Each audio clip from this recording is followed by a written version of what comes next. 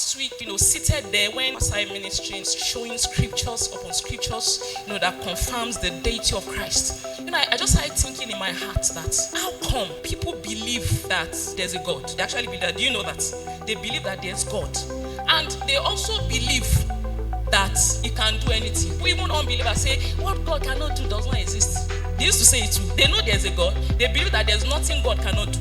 However, the only thing they don't believe, that this God that can do with him all things are possible, this same God, they don't believe that he could come down from heaven in the flesh. If you believe God is able to do anything, how come you don't believe that this God is able to come down in the flesh and save his own, his creation? And do you know why? Because if they believe that if Jesus is God, which he is, that means the Christian faith becomes exclusive. Because what would they say they are doing in those places that they are if Jesus is God? Because you believe every other thing about God. You believe that there's a God. You believe that there's nothing he cannot do. You believe that he's almighty. But you don't believe that he could come down in the flesh and come and save his own. And the answer is what I'm giving you this morning.